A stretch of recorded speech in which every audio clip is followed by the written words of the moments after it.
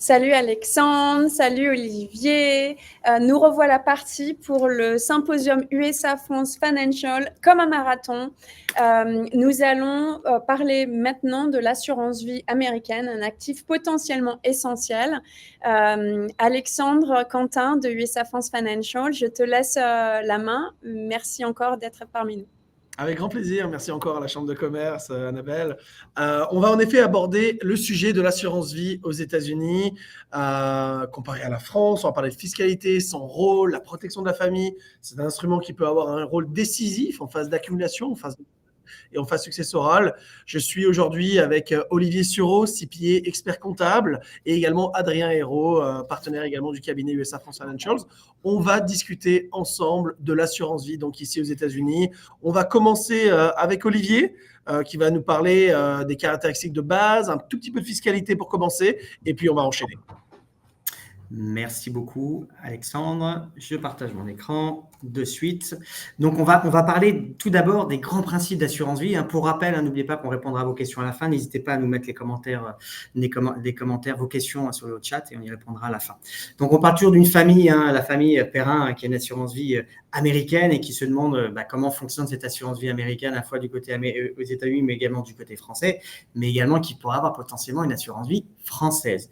Donc, la première étape quand on parle d'assurance vie, c'est de bien comprendre la différence de typologie entre les assurances vie françaises et les assurances vie américaines. Déjà, quand on parle souvent, on dit en France, j'ai une assurance vie française, on fait un peu une erreur. Enfin, on dit tout de suite, j'ai une life insurance, ce qui n'est pas du tout le cas. C'est pas du tout le même concept, pas du tout les mêmes choses, les mêmes composants. On a vraiment différentes typologies. En France, quand on parle d'assurance vie, tout d'abord, c'est essentiellement un placement financier. Parce qu'en général, on met de l'argent dans une assurance vie, elle grandit. C'est plus ou moins un placement financier. Il n'y a pas de prime d'assurance à proprement parler, il n'y a pas d'assurance d'essai à proprement parler, à moins que ce soit une assurance d'essai pure, mais qui est complètement différente.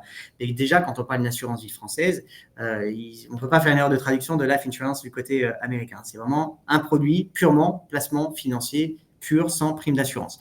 Du côté américain, on va avoir deux catégories d'assurance vie, les term life, qui sont, entre guillemets, qui ont une vocation purement d'assurance d'essai, entre guillemets, à fond perdu. Donc, il y a juste une pure optique d'assurance d'essai, et Adrien Alexandre en parlant un peu plus en détail. On a ce qu'on appelle les permanent life insurance, qui ont une vocation vraiment là de se constituer un patrimoine financier en plus de l'assurance d'essai, et ce patrimoine, on va l'accumuler toute sa vie, on va le conserver toute sa vie de façon optimale en termes de fiscalité et en termes de placement financier. On va distinguer des universal, des viable life et des whole life. Et on va vous en parler un petit peu plus loin. Donc, quand on parle de fiscalité, on doit bien comprendre le type de contrat, la fiscalité et bien évidemment le capital transmis, puisqu'on va avoir à la fois l'argent et les placements financiers, mais également un capital que l'on va transmettre à son décès, qui sera constitué essentiellement d'une assurance décès, mais qui aura aussi été accumulé grâce au placement financier que l'on va avoir. Donc, tout d'abord, quand on parle de fiscalité, du côté assurance vie française, il faut bien comprendre, et ça c'est souvent important de le comprendre, notamment l'idéal, ce serait de comprendre avant de venir s'installer, bien évidemment, aux États-Unis, mais par défaut, c'est de le comprendre assez vite, c'est que d'un point de vue français, l'assurance vie française est une optimisation fiscale d'un point de vue français, mais pas d'un point de vue américain. Donc, du côté français, ce qui va se passer, c'est que du côté français, je n'aurai pas d'impôt si je n'ai pas de rachat, à part les prélèvements sociaux si on est résident, mais si on est résident, on n'en aura pas. Et les gains sont taxés au moment du rachat. Au niveau, bien évidemment, de la succession, au moment de sa succession, on aura une fiscalité particulière, mais ce que l'on va transmettre à ses héritiers, c'est l'accumulation du patrimoine financier que l'on aura constitué. Il n'y a pas du tout de composant d'assurance décès. Au niveau des États-Unis, c'est là où ça va se compliquer, c'est que ces assurances vie françaises, potentiellement, elles vont être taxées chaque année, quand bien même c'est un outil défiscalisé d'un point de vue français, d'un point de vue américain, ce sera considéré comme un patrimoine de placement financier. Et à ce titre, je serai taxable, quand je dis si j'ai une assurance vie française, chaque année sur les revenus générés par cette assurance vie française.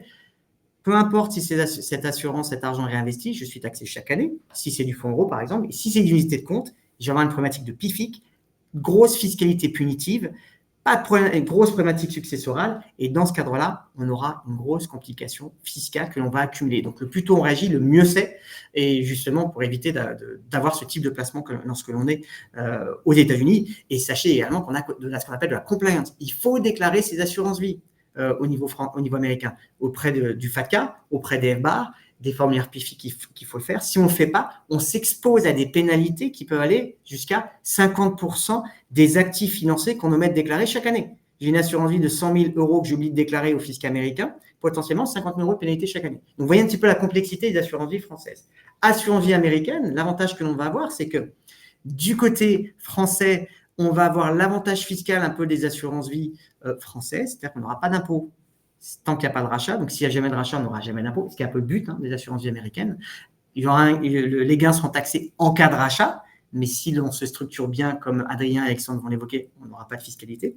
Et au niveau de la succession, bien évidemment, ce que l'on va transmettre, on va distinguer l'assurance, la partie assurance décès, et la partie valeur rachat. Donc, la partie valeur rachat sera assujettie selon les régimes fiscaux d'assurance vie français, si vous êtes résident fiscaux français, donc, et que vous avez contribué avant 70 ans, et on en parlera tout à l'heure. Et l'assurance décès, la partie assurance décès fera l'objet d'une exonération au niveau des droits de succession. Du côté américain, là, on a vraiment un vrai avantage. On n'aura aucune fiscalité si on ne fait pas de retrait. Et en cas de prêt, on n'aura aucune fiscalité également parce qu'on va faire un effet de levier. Donc, l'idée, c'est d'emprunter et on va l'évoquer après sur sa police, sur sa cash value pour éviter toute fiscalité à vie. Et c'est un vrai avantage fiscal. C'est un outil qui est utilisé d'un point de vue fiscal par la plupart des familles fortunées aux États-Unis. Et c'est ce qu'il faut utiliser de façon générale et très important de comprendre ces grands concepts. Très bien. Et on va enchaîner maintenant sur le type d'assurance vie. En effet, comme tu l'avais bien dit, Olivier, on a du term insurance et on a du permanent insurance. Donc, on va commencer par le term insurance. Donc, qu'est-ce que le term insurance? C'est simplement une assurance décès, une durée déterminée dès le départ. Donc, par exemple, on prend une assurance pour 10 ans. S'il y avait décès durant cette période de 10 ans, un capital serait donné à nos bénéficiaires. Généralement, on utilise ce type d'instrument, notamment pour protéger sa famille, ses enfants. Généralement, on va prendre ça sur 10 ans, 20 ans, 30 ans. Et on a donc une prime d'assurance annuelle que l'on peut payer de manière mensuelle, trimestrielle ou annuelle. Et en cas de décès, un capital est donné à nos bénéficiaires. Donc ça, c'est généralement le rôle d'une assurance décès term. L'avantage également, potentiellement, d'une term life insurance, c'est qu'elle peut être convertible vers une assurance vie permanente à terme, et cela à tout moment. Par exemple, 2 mois plus tard, 3 ans plus tard, si à un moment donné, on veut convertir de manière partielle ou totale ce type de term insurance en un nouveau contrat maintenant permanent, on a la capacité, l'avantage de faire cela serait de le faire sans avoir besoin de passer d'examen médical. Or, quand on apply, quand on veut avoir une assurance décès ou un contrat d'assurance vie américain de type permanent, il faut passer un examen médical, il faut avoir au minimum un questionnaire médical pour pouvoir voir si c'est une possibilité. L'avantage quand on va convertir, il n'y a plus ce questionnaire, donc c'est pas inintéressant de mettre en place du term insurance en étant en meilleure santé possible, en étant le plus jeune possible, pour pouvoir garantir la possibilité à terme, quand on le souhaite, de pouvoir convertir ce type d'instrument vers quelque chose de plus permanent. Mais pour conclure, sur ce type d'instrument, ça permet de protéger la famille en cas de décès. On va maintenant transitionner vers l'assurance vie permanente de type américaine. Il existe 2 catégories, en tout cas d'actifs, mais les actifs de catégorie de type assurance vie permanente, il en existe plusieurs types. On va se focaliser aujourd'hui sur les actifs défensifs, mais déjà, faisons la définition des actifs défensifs et des actifs de croissance. Il existe 2 types. Les actifs défensifs sont garantis d'augmenter et avec un haut degré de liquidité. Les actifs de croissance sont là pour pouvoir essayer de chercher plus de rendement. Il y a un risque plus important, évidemment, mais avec la capacité sur le long terme de générer plus de rendement. On va voir qu'on va positionner un actif qu'on appelle la Whole Life Insurance, une compagnie mutuelle d'assurance, qu'on va positionner dans les actifs défensifs. Et cet instrument-là va potentiellement jouer un rôle clé dans la stratégie patrimoniale. Donc, parlons-en, lançons-nous dans le vif du sujet. Donc, dans le cas des actifs défensifs et de croissance, cette Whole Life s'inscrit dans les actifs défensifs. Donc, au-delà du cash à la banque, qu'on pourrait avoir pour 6 à 10 mois de dépenses, va s'inscrire ce contrat d'assurance vie qui est garanti d'augmenter. Il y a 12 attributs de cet instrument-là qui en fait notamment un actif garanti et sûr d'augmenter. Donc, faisons un point sur les caractéristiques de cet instrument-là. Premièrement, il y a une assurance décès. Donc, en plus d'une épargne disponible, il y a une assurance décès supplémentaire supérieure qui est efficace, qui est garantie d'être là tant qu'on paye les primes et qui va pouvoir payer un jour. Un capital sera donné lors de notre essai, peu importe quand on décédera, à nos bénéficiaires. Mais au-delà de cela, on a une épargne. Et cette épargne est liquide. On a un contrôle sur cet argent. On a une croissance qui est garantie par contrat. Il n'y a aucune année négative. C'est garanti d'augmenter pour le reste de notre vie. Nous avons accès à des dividendes annuels qui sont, eux, non garantis, mais qui ont toujours existé depuis 1860. En 160 ans, chaque année, il y a eu des dividendes. Il n'y a eu aucune année sans dividendes. Malgré 1929, les guerres mondiales 2001-2008, il y a toujours eu des dividendes et on s'attend à ce que ce soit le cas pour les 160 prochaines années. On a des avantages fiscaux, puisque dès qu'on dépose $1 dedans, il n'y a plus jamais de fiscalité, à la fois sur l'augmentation du contrat, l'utilisation des liquidités et le death benefit. Pas intéressant. Et notamment, même en cas de retour en France, on va garder nombreux des avantages financiers, fiscaux et légaux de cet instrument. Olivier pourra revenir dessus. Limite élevée de contribution. C'est un contrat privé, personne n'a de regard dessus, même pas l'IRS. On a de la protection dans la majorité des États contre d'éventuels créanciers ou en tant que banqueroute. On a accès à des options en cas d'invalidité ou même de soins dépendance. On peut accéder à son assurance décès en amont de son décès pour payer les frais de soins dépendance. Ces maisons médicalisées, les EHPAD. Aux États-Unis, on peut compter 12 à 14 000 $ par mois. Donc, de pouvoir accéder à une source supplémentaire de liquidité n'est pas inintéressante. Et pour moi, ce qui est extrêmement intéressant dans ce type de contrat, notamment en phase d'accumulation, ce sont les 3 derniers points. C'est que cet instrument est collatéralisable, c'est-à-dire qu'on va pouvoir accéder jusqu'à 100% de l'épargne disponible sans avoir à toucher l'épargne disponible. C'est-à-dire que cette épargne disponible va continuer à grandir, et pendant qu'elle continue à grandir, on va pouvoir accéder à des lignes de crédit, des facilités de crédit qui sont mises à disposition, jusqu'à 100% de l'épargne, que l'on peut utiliser pour n'importe quelle raison, avec des options avantageuses de prêt, avec des taux d'intérêt bas, et en plus des options avantageuses de remboursement de prêt, parce qu'on n'a aucune obligation de repayer ce prêt, puisque un jour on décédera, et un jour l'effet de levier d'assurance décès repayerait le prêt qui a été entamé. Alors, est-ce qu'on peut gérer ce prêt-là en phase d'accumulation? Probablement, ce serait intéressant de le faire, mais en fin de vie, c'est généralement pas du tout intéressant de commencer à repayer. On va pouvoir bénéficier de l'effet de levier d'assurance décès pour pouvoir avoir le beurre et l'argent du beurre, c'est-à-dire utiliser l'argent pour notre vivant, profiter de la vie, maintenir notre style de vie, et en plus, il y aura un effet de levier qui partira défiscaliser aux bénéficiaires. Pas inintéressant.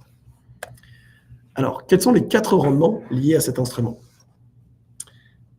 Premièrement, il y a ce qu'on appelle un rendement interne. On peut s'attendre à du 5% de rendement net de frais, net d'impôts pour le reste de notre vie. C'est comme s'il y avait un hamster dans sa roue qui fait grandir la taille de sa roue à vie sans aucune interruption, que ce soit dans notre sommeil, en phase active, en retraite, etc. Ça ne s'arrêtera jamais de grandir à vie. Aucune négative, garantie par contrat.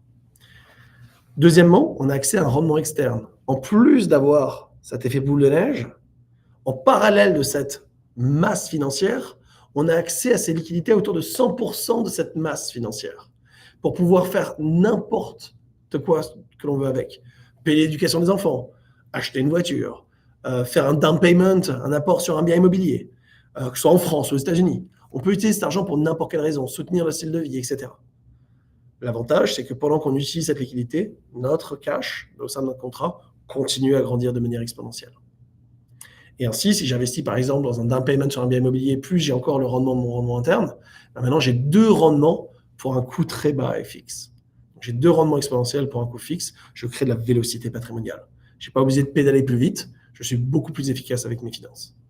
Troisièmement, j'ai un rendement éternel, j'ai une assurance décès attachée à l'instrument qui sera payée un jour. Et un montant supplémentaire défiscalisé sera donné à ma famille, époux, épouse, enfant ou n'importe quel bénéficiaire que vous souhaitez. Et quatrièmement, c'est l'optimisation des revenus retraite.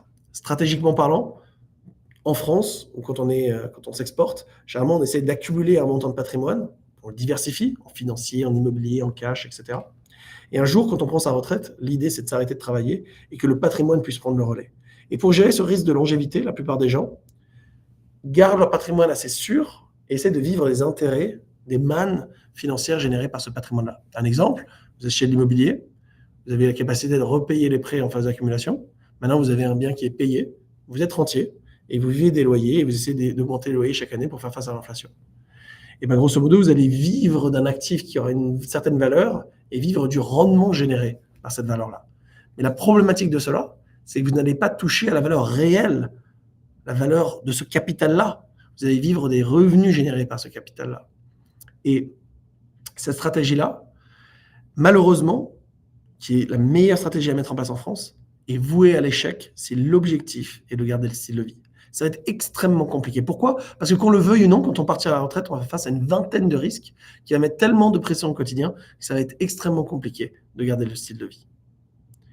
Les 5 risques majeurs sont la longévité, l'inflation, la taxation, l'ordre des rendements et le risque en lui-même. Les autres 15 risques sont l'augmentation des coûts de la santé, les problématiques de sérénité, les problématiques de transfert d'argent international qui vont mettre tellement de pression au quotidien que ça va être extrêmement compliqué de générer le style de vie qu'on souhaite avoir pour le reste de notre vie dans ce cadre-là. Si on est mieux organisé, on a l'opportunité, si 20 à 25% de tout notre patrimoine est en épargne cash value life insurance de ce type d'instrument d'assurance vie permanente américaine, s'il y a 20% là-dedans et qu'on essaye de s'abstenir stratégiquement de toucher cet argent pendant les 20 premières années de la retraite, c'est complètement liquide, on peut même être proactif et le faire si besoin, mais si on arrive à s'abstenir d'y toucher et qu'on le laisse grandir sur 20 ans, 20 ans plus tard, on aura 55% du montant initial, et en cas de décès, 75%. Donc en fait, 20 ans plus tard, on aura assez d'argent pour finir nos vieux jours et de laisser de l'argent derrière nous, et ce qui va nous donner l'opportunité, ce qu'on appelle la permission, le permission slip, de pouvoir dépenser à la fois le capital et les intérêts de 80%. Donc par exemple, si on a plusieurs biens immobiliers, on peut commencer à vendre les biens immobiliers pendant quelques années, de vivre maintenant sur le capital et les intérêts générés, et non pas que sur les intérêts générés. Et en faisant ça, simplement sur 20 ans, ça permet d'augmenter de 40 à 60% ses revenus de retraite avec exactement le même capital et avec l'opportunité de dépenser son argent dans la phase de notre vie qui est la plus sereine. C'est quand on commence à prendre sa retraite, qu'on a des enfants, les petits-enfants, qu'on souhaite en profiter un maximum, on souhaite ne pas avoir de contraintes, notamment financières, pour avoir le style de vie qu'on souhaite avoir. Et c'est là, dans cette stratégie-là, qu'on va pouvoir unlock the wealth pour pouvoir dépenser un maximum d'argent au moment le plus important, entre 60 et 80. Ce n'est pas à 80 ans qu'il faut commencer à vivre. Voici pour les 4 rendements de cet instrument. Et enfin, sur cette partie-là, voilà comment se schématise cet effet de vélocité patrimoniale. On a cette épargne, on va pouvoir maintenant la déposer dans ce contrat-là, et ce contrat-là va augmenter de manière exponentielle et de manière parallèle. On va venir nantir ce contrat, c'est-à-dire que le contrat continue à augmenter, il fait son bonhomme de chemin, et en parallèle, on va utiliser de la liquidité qui nous est mise à disposition à hauteur de 100% d'épargne pour faire un down payment sur l'immobilier, pour sa propre entreprise, ou d'autres opportunités d'investissement, ou même le lifestyle, ou pour l'éducation des enfants.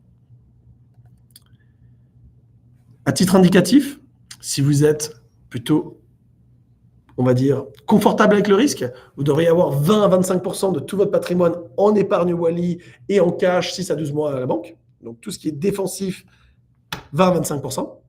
Donc ça veut dire 75 à 80% en actifs de croissance, tout ce qui est immobilier, financier, marché financier et autres.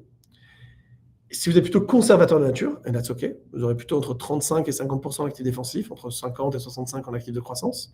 Mais ce qui est intéressant, c'est que la grande différence à long terme, dans la capacité d'augmenter la valeur patrimoniale de ces deux foyers, qui seraient différents en termes de confort avec le risque, c'est en fait, normalement, si tout se passe bien, ces deux familles devraient se retrouver exactement au même endroit.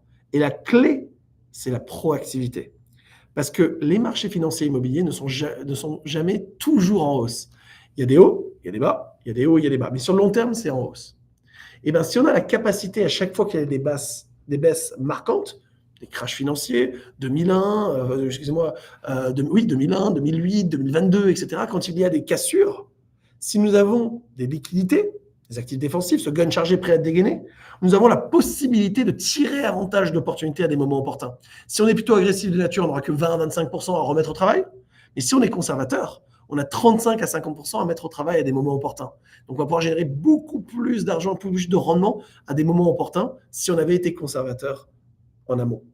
Évidemment, la clé, c'est d'être proactif dans ces périodes-là et c'est pour ça qu'on travaille avec notre clientèle. On les prépare d'un point de vue stratégique pour qu'ils soient toujours en position de force. Les marchés sont en hausse, qu'ils soient financiers, immobiliers, on est investi, mais on a toujours la possibilité de pouvoir agir, non pas que réagir, mais d'être proactif et de tirer avantage d'opportunités, de les saisir au lieu d'attendre tout simplement que le marché baisse et d'attendre le temps qu'il faut attendre pour que ça remonte. Non, il s'agit d'être proactif et c'est là où l'accompagnement qu'on va pouvoir vous fournir pourra vous aider à être le plus optimal possible dans votre gestion patrimoniale.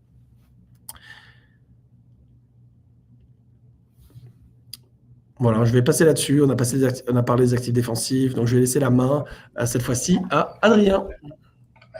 Merci Alexandre. Hop là, et moi je vais partager mon écran. Alors Alexandre, ouais, super. Merci Alexandre. Alors, ensemble, on va parler de l'importance de l'effet de levier. Et alors, qu'est-ce que l'effet de levier sur une assurance vie? Je vais reprendre Alexandre. J'ai bien aimé la façon dont il a décrit. C'est accéder à son épargne sans toucher à l'épargne disponible. Alors, pourquoi est-ce que je ferais ça, hein? Pourquoi est-ce que je ferais du levier sur mon assurance vie? Eh bien, la réponse est simple. C'est que j'évite l'interruption de croissance au sein de l'épargne que j'ai placée dans mon assurance vie. C'est ce qu'on appelle le concept du nantissement. Comment je le fais? Eh bien, tout simplement, j'ai de l'épargne au sein de mon assurance vie, basée sur cette épargne disponible au sein de mon assurance vie, j'ai la possibilité, d'avoir, Alexandre en a parlé tout à l'heure, une ligne de crédit de la part de la compagnie d'assurance vie, qui correspond plus ou moins au montant de mon épargne disponible, et donc, j'ai la possibilité d'accéder à mon épargne, puisque j'ai cette ligne de crédit qui m'est donnée par mon assurance vie, tout en laissant mon épargne grandir au sein de mon contrat. Vous allez me dire, ok, très bien, mais pourquoi est-ce que cela est important, d'éviter l'interruption de croissance au sein de mon assurance vie? Pour ça, on pourra entrer dans des explications très techniques, mais je vais prendre un des exemples les plus utilisés en planning financier pour illustrer mon point. C'est une question simple qui est posée à une personne. Elle a deux choix. Le premier choix, c'est de prendre $1 million. Le deuxième choix, c'est de prendre un penny. Mais pendant les 30 prochains jours, la personne doublera ce penny. Donc, jour 1, j'ai un penny, jour 2, j'ai 2 pennies, jour 3, j'ai 4 pennies, etc., jusqu'à mes 30 jours. Quelle est la meilleure option? Obviously, dans ce genre d'exemple, c'est l'option numéro 2. Quel est le montant que la personne a au bout de ces 30 jours? En choisissant cette option, vous pouvez faire le calcul de votre côté. Le montant, c'est 5 368 000 709. Donc, beaucoup plus intéressant. Mais ce qui est clé ici, c'est que j'atteins le million qu'au bout de 28 jours. Mon penny qui double chaque jour, j'atteins mon million qu'au bout de 28 jours.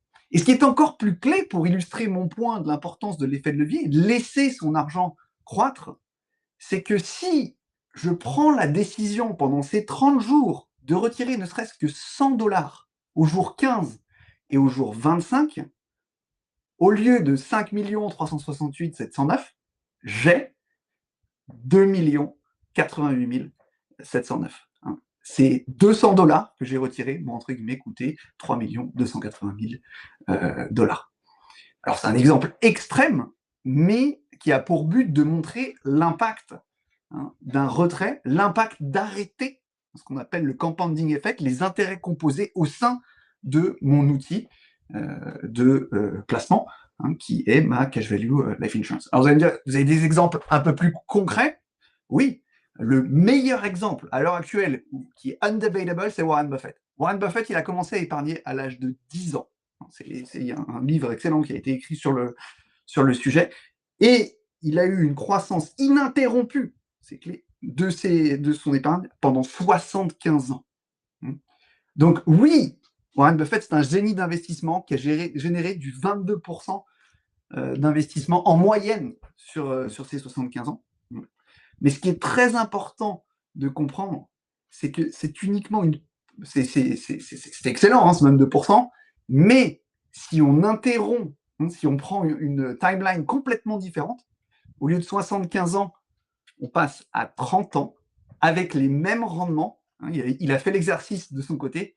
Au lieu d'avoir 100 milliards, s'il avait uniquement placé entre 30 et 60 ans et interrompu son compound interest, il n'aurait eu que 12 millions. Donc, il est clé de comprendre, c'est Albert Einstein qui disait que les intérêts composés, c'était la 8e merveille du monde. Ceux qui la comprennent en profitent, les autres la subissent.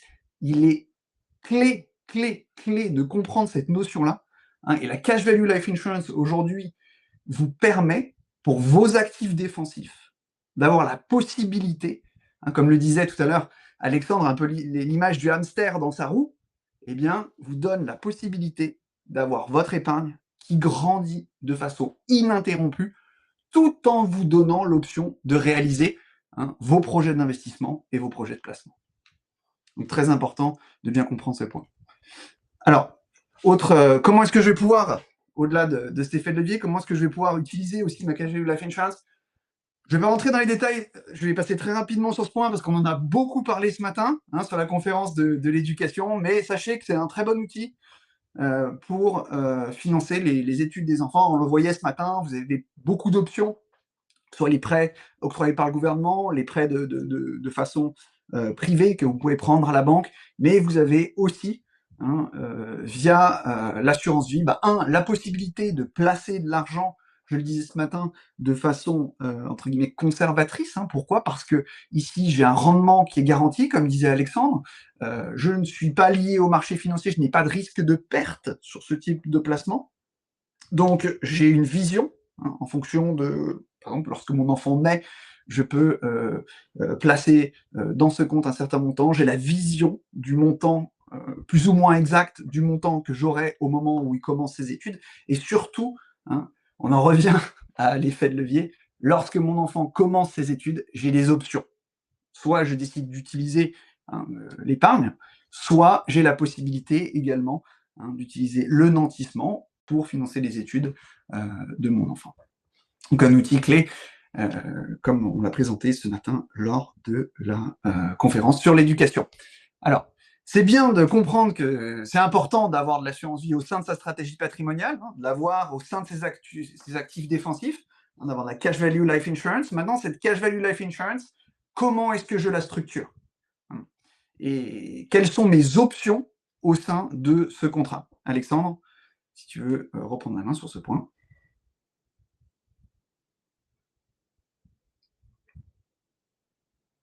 Okay. Sinon, je peux passer sur ce point je peux passer sur ce point également.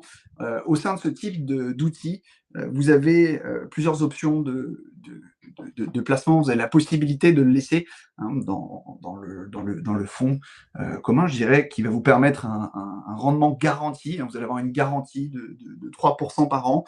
Ce n'est pas un rendement fixe, hein, c'est-à-dire que je suis aussi aligné avec pas les marchés, hein, mais j'ai aussi de la croissance, des dividendes que je peux toucher. Donc en ce moment, on peut espérer entre 5 et 6% de rendement sur ce produit-là. Et pour la suite, Alexandre est de retour avec nous, je lui donne la main. Absolument, j'ai ces problèmes techniques, mais bon, ça arrive. En effet, tout à fait, Adrien, on peut avoir en effet les rendements liés aux dividendes de la compagnie mutuelle d'assurance. On peut s'attendre en ce moment autour des 5 à 6% en effet. Ou bien on peut avoir accès au marché financier, au S&P 500, avec un minimum garanti qui est 4% brut et autour des 10 à 12% brut maximum. Donc si le marché est en hausse, on peut aller toucher les 10-12. S'il est en baisse, on peut toucher les 4. Donc on peut être entre 4 et 12%. Si on élit le marché financier, au lieu des, par exemple, 5-6% à l'heure actuelle que l'on a en dividendes de la compagnie mutuelle d'assurance. Et on peut soit activer que les dividendes de la compagnie d'assurance, soit que le marché, soit un mix des deux. 50-50, 75-20, 20-75, et on peut faire ça tous les ans. On peut ajuster ce chiffre-là. Mais on pourrait se dire, comme il y a plus d'années positives que négatives pour les marchés sur le long terme, pourquoi pas essayer d'aller chercher du rendement, parce que de toute manière, c'est garanti d'augmenter, malgré ça va bien. Parfait, merci Alexandre. Alors je vais redonner la parole à Olivier qui va pouvoir parler en tant que business owner, comment est-ce que je peux optimiser l'utilisation de cet outil. Tu peux laisser le slide, parce que je crois qu'il n'y a pas de slide à ce titre, Adrien. Mais donc dans ce cadre-là, on pense souvent, quand on parle d'outils stratégiques pour les business owners, on oublie que l'assurance vie peut être un vrai outil quand on est business owner, notamment dans notre optimisation successorale et en fonction de nos scénarios. Imaginons demain, vous avez une société, vous êtes soit l'unique actionnaire, soit vous avez 2 actionnaires. Et ce qu'on oublie souvent comme scénario, c'est de se dire, si demain il m'arrive quelque chose, qu'est-ce que je fais? Qu'est-ce que je fais? Qu'est-ce que mes héritiers vont pouvoir faire? Donc, imaginez que vous êtes l'unique associé d'une entité. Vous avez des employés qui eux-mêmes ont vraiment sont capables de faire tourner la société. Vous avez estimé qu'en fait, ils sont capables de reprendre la société si demain vous n'êtes plus là. Et de l'autre côté, vous avez une problématique, c'est oui, mais en même temps, qu'est-ce qui se passe pour faire fructifier cet argent? Et si demain je ne suis plus là, je ne souhaite pas forcément que ce soit mes héritiers, donc ma conjointe, mon épouse, mes enfants qui reprennent la société parce que, par exemple, s'il m'arrive quelque chose, mon épouse n'aura peut-être pas le temps, il faut qu'elle s'occupe de nos enfants. Et deux, bien évidemment, c'est peut-être pas son truc aussi, c'est peut-être un métier différent de ce qu'elle a l'habitude de faire. Donc souvent, et de la même façon, si vous avez deux associés, il y a peut-être l'associé survivant, n'a peut-être pas envie demain de se dire, mince, si je vais avoir une associée que moi je me suis associé avec toi, pas avec ta famille ou tes héritiers. Donc dans ce cadre-là, et souvent ce qui se passe, et je l'ai vu malheureusement, ce sont à la fin des business qui failed quand l'associé majoritaire disparaît ou l'un des associés disparaît parce qu'en fait, il y a une mésentente où il n'y a plus assez de cash, de disponibilité dans ce cadre-là. Donc l'idée, c'est de mettre en place un outil qui permettrait de pouvoir accumuler un actif qui, en cas de décès d'un des fondateurs de l'entité, puisse permettre soit à l'associé survivant, soit aux employés qui seraient définis, de pouvoir reprendre la société, en ayant des fonds disponibles, et deux, de pouvoir aussi assurer une pérennité pour la famille de l'associé défunt. Donc, ça va vous permettre de vous dire, si demain j'ai constitué un patrimoine, nous on a le cas, on a des clients qui ont des sociétés qui tournent très très bien, ils sont l'unique associé. Si demain ils ne sont plus là, la société ne vaut plus rien. Donc, qu'est-ce qu'on peut faire pour assurer de se dire tout ce qui a été construit, c'est dommage de se dire que du jour au lendemain, elle ne vaut plus rien, cette entité-là. Donc, l'idée, c'est de mettre en place justement ce qu'on appelle des buyout selling agreements à l'intérieur même d'une entité. Et l'idée, c'est de se dire, si demain il m'arrive quelque chose, ma société sera rachetée par des gens que je vais nommer en avance. Ça peut être soit l'associé survivant, soit des employés que je vais nommer moi-même. Et comment ces personnes vont pouvoir racheter, parce qu'ils n'ont pas la capacité financière de le faire, ils vont pouvoir racheter grâce à une assurance vie, un whole life qui aura été accumulé au cours de l'existence de la société. Et dans ce cadre-là, l'assurance décès va financer le rachat des parts. Donc, mon associé survivant va pouvoir racheter sans avoir à emprunter ou avoir des problématiques financières. Et ma famille va avoir un actif qui va leur permettre, eux, d'être plus sereins. Et ma conjointe n'aura pas besoin de travailler ou aura une sérénité parce qu'elle aura ce qu'il faut pour assurer la pérennité de la famille. Et cette assurance vie, un vrai outil qui va avoir deux buts, en fait. Le but ultime, ce sera bien évidemment d'assurer la pérennité de l'entreprise et d'assurer un rachat de cette entreprise-là. Le deuxième but également, c'est cette cash value qui va être accumulée. Elle sera accumulée de façon défiscalisée. Adrien, Alexandre évoquaient également. On va avoir une cash value qui va être accumulée, une performance financière qui va être accumulée, dont la société va pouvoir utiliser à tout moment. J'ai eu le cas il n'y a pas longtemps justement d'un client qui a utilisé sa whole life parce qu'il en avait besoin à un moment donné pour restructurer sa dette financière, pour restructurer son développement. Qu'est-ce qu'il a fait? Il a emprunté sur sa police d'assurance vie. Il était à un taux d'emprunt qui était plus de 10%. Il empruntait sur sa police d'assurance vie de 5%, qui lui a permis de reconstituer sa dette, de refinancer son développement parce qu'il y a besoin de liquidité supplémentaire, tout en ayant toujours ce plan contingent sans remettre en cause l'assurance décès. Donc là, on va avoir un vrai outil qui va permettre d'assurer un développement, d'avoir des liquidités nécessaires. Et Adrien l'a évoqué à juste titre, Alexandre également. Je ne vais pas mobiliser des fonds. Je vais pouvoir avoir accès à tout moment à ces fonds pour financer le développement de mon entité. Les revenus générés ne seront pas fiscalisés. Et en plus de cela, je vais constituer une assurance décès qui aura pour vocation d'assurer la pérennité, la continuité de ma société et d'assurer la pérennité de ma famille également. Donc ça, c'est un vrai outil stratégique dans ce cadre-là, je dirais pour le business owner, dans ce cadre-là, la whole life, l'assurance vie. Et là aussi, on oublie que ça peut avoir cette vocation également, qui a un effet vraiment très, très puissant. Adrien, dans le cas de l'optimisation des retraites, alors je crois que là, c'est… je te laisse reprendre pour voir. Alexandre, tu veux partager ton écran ou je te passe les slides? Je vais le faire. Hop, alors j'arrête. En fait, c'est vrai, ouais, Olivier, tu aurais peut-être pu commencer parce qu'on continue sur la fiscalité, mais… Oui, mais ça c'est rapide parce que je l'ai déjà évoqué tout à l'heure. C'est notamment les gains taxés au moment du rachat et ça j'en ai parlé en préambule, donc tu peux basculer directement. Ouais. Ok, ça marche. Et ben, continuons sur l'optimisation des revenus de retraite grâce à cet instrument qui fait partie de maintenant votre gestion stratégique. Alors, on va repartir en slideshow. La fiscalité des retraits en France et aux États-Unis, on en a parlé. Donc, l'importance de se diversifier, en effet. Donc, ils projettent de liquider leur retraite d'ici 25 ans. Grâce à la nature conservatrice de la composante épargne cash value, ils peuvent être plus agressifs dans d'autres secteurs, sachant qu'en cas de crise, ils déposeront de ce cash value, en effet. Donc, il y a deux choses. Un, comme on a la solidité, la fondation solide de l'assurance vie qui est garantie d'augmenter, déjà, nos autres actifs, on peut se permettre d'être plus agressif que si on n'avait pas du tout cet instrument-là, parce que ça vient outsourcer la gestion du risque, qu'on devrait gérer par de l'obligataire ou d'autres solutions. Maintenant, on a la fondation solide, donc on peut être plus confortable avec le risque. Et deuxièmement, on peut avoir, quand on est à la retraite, la possibilité d'attendre, parce que si le marché est en baisse d'un côté et que nous avons la fondation solide, on peut vivre sur cette fondation solide et de ne pas avoir à vendre à perte et de potentiellement attendre le rebond. Ou bien, troisième option, puisque si on a une vraie grosse fondation solide, on peut avoir la capacité de faire cela et potentiellement d'investir également, de tirer avantage d'opportunités sur les marchés ou financiers ou immobiliers, parce qu'il y a des actifs qui seront beaucoup plus attractifs à acheter à un moment donné dans le futur. Et à ce moment-là, on va pouvoir saisir cette opportunité grâce à la solidité de cet instrument. Alors, pour parler justement de cette optimisation des revenus, je vais simplement revenir là-dessus parce que je veux juste m'assurer que vous ayez bien compris ce concept-là. Mais dans une stratégie classique de revenus, on accumule un certain patrimoine qui correspond à 100% en phase d'accumulation et on fait en sorte d'avoir fait un bon boulot de diversification et qu'on puisse vivre des revenus générés pour le reste de notre vie. Si j'assume par exemple 5% net de frais, net d'impôts sur ce capital-là, si j'ai 1 million, ça génère 50 000, si j'ai 2 millions, 100 000 et ainsi de suite. Et on va faire ça pour le reste de notre vie. Stratégie classique, l'objectif de cette stratégie classique, c'est de pouvoir annihiler le risque de longévité en gardant le capital sur le long terme. Comme je l'ai évoqué précédemment, l'idée, c'est que vous ayez exactement le même capital, à hauteur de 80%, avec exactement les mêmes actifs, financiers, immobiliers, comptes de retraite, etc., qui va également pouvoir générer ces 5%. Je vais assumer la même chose.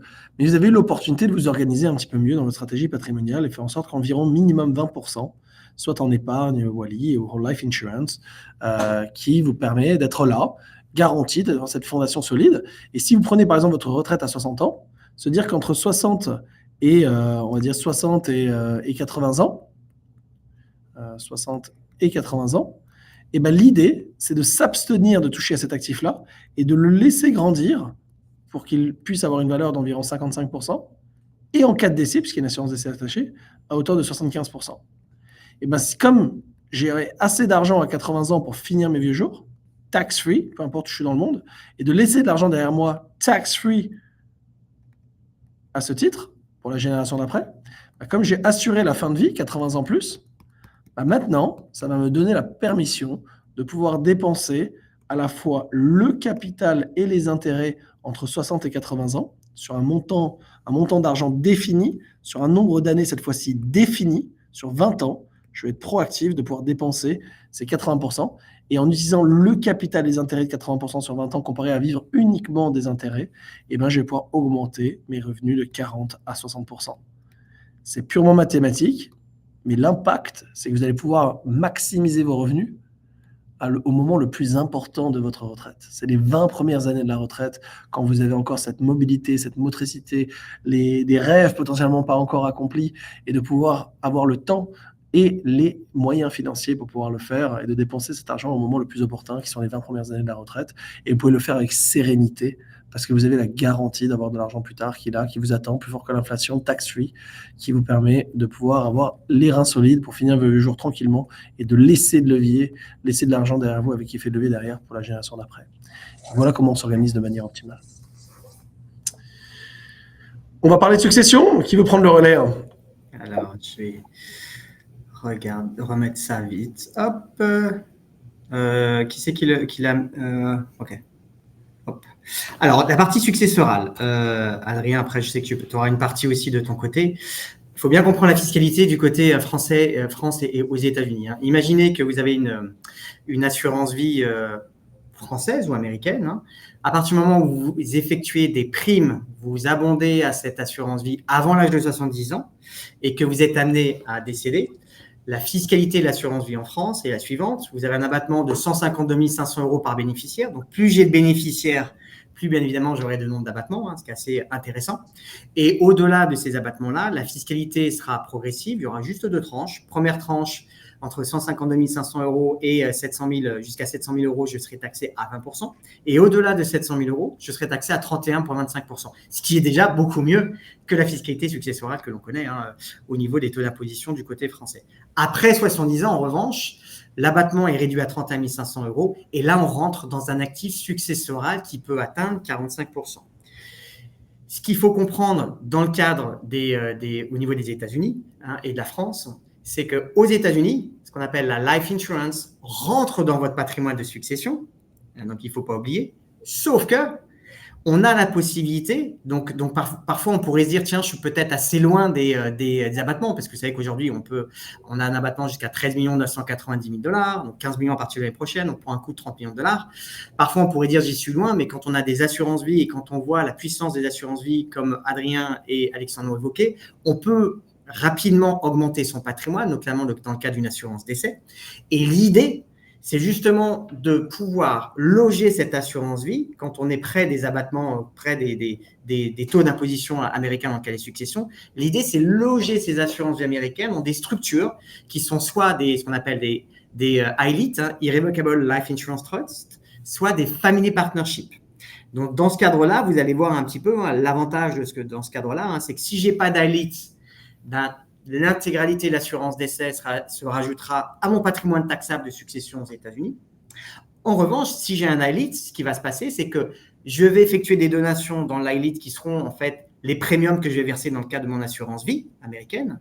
Mais la contrepartie, c'est que l'intégralité de l'assurance décès qui sera versée au moment de mon décès ne sera pas taxable à l'impôt sur les successions aux États-Unis. Elle sera logée dans un trust, qui va être vraiment un vrai avantage fiscal, parce que dans ce cadre-là, je vais pouvoir définir les conditions de ces avantages fiscaux qui vont être définis dans le cadre de l'ILIT. Hein. Donc, bien comprendre. Et si demain, vous rentrez vivre en France, hein, là aussi, il faudra regarder si le trust est adaptable ou pas, parce qu'il ne sera peut-être pas adaptable en cas de retour en France. Dans ce cadre-là, parfois, il faut peut-être mieux garder l'assurance vie en direct, l'assurance vie américaine, mais on aura des avantages fiscaux qui seront assez quand même importants et conséquents du côté français. Hein. Sachez, comme on peut l'évoquer, on l'a évoqué précédemment, les assurances vie sont un vrai outil de protection légale à la fois contre les créanciers. Hein, dans certains États, par exemple en Floride, on est protégé.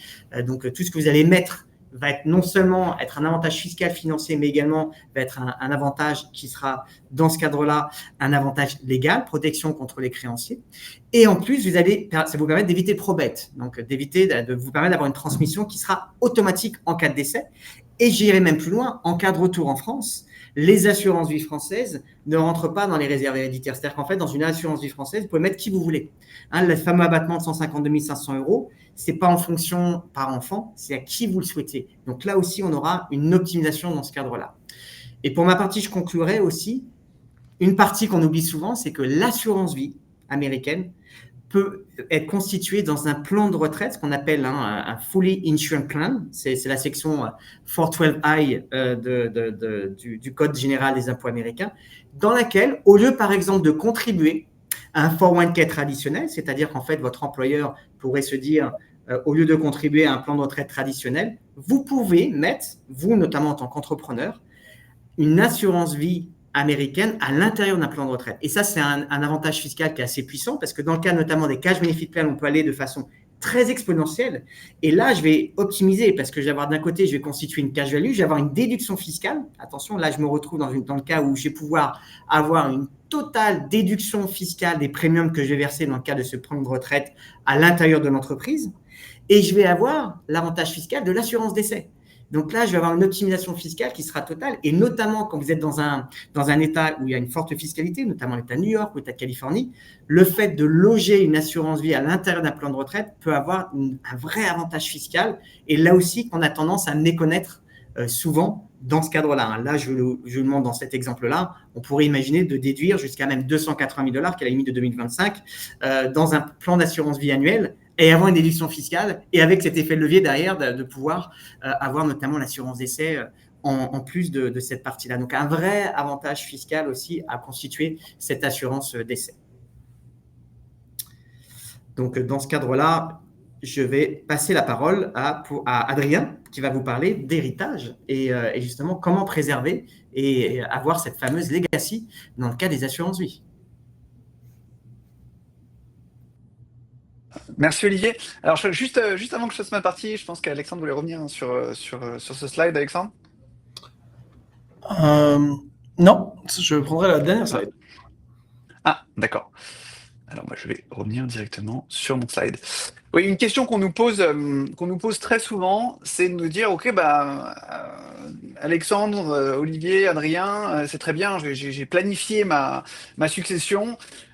Aujourd'hui, mes enfants vont hériter d'un certain montant, mais à quel point est-ce que je peux avoir du contrôle? Comment faire pour m'assurer que quand je ne suis plus là, eh bien, cette succession perdure. Alors, pas seulement sur mes enfants, mais j'aime bien prendre pour exemple les enfants de mes petits-enfants et les enfants des enfants de mes petits-enfants.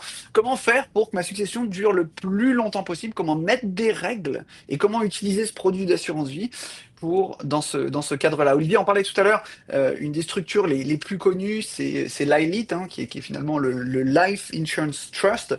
Et il y a un cas d'école qui est souvent utilisé pour présenter, entre guillemets, comment faire. C'est la famille Rockefeller. Alors, est-ce qu'on est obligé d'être aussi fortuné que la famille Rockefeller et que ça s'applique qu'à ces personnes-là? La réponse, c'est non. Tout le monde peut le faire en utilisant des outils comme le Life Insurance Trust dont on vient de parler. Et en fait, ce qui a été clé, et pourquoi est-ce que c'est un cas d'école dans cette famille-là, eh bien, c'est qu'il y avait des règles très précises. Dans le cadre du trust que vous allez pouvoir mettre en place, vous allez pouvoir définir des règles, simples sur qu'est-ce que vos héritiers et qu'est-ce que les enfants de vos héritiers, qu'est-ce que votre famille multigénérationnelle, comment est-ce qu'elle va pouvoir utiliser ce patrimoine que vous leur léguez. Et si on prend cet exemple de la famille Rockefeller, il y avait une autre famille qui était en face, qui était la famille Vanderbilt, de nom assez familier. Ce qui est intéressant, c'est que la famille Vanderbilt était beaucoup plus riche que la famille Rockefeller à l'époque.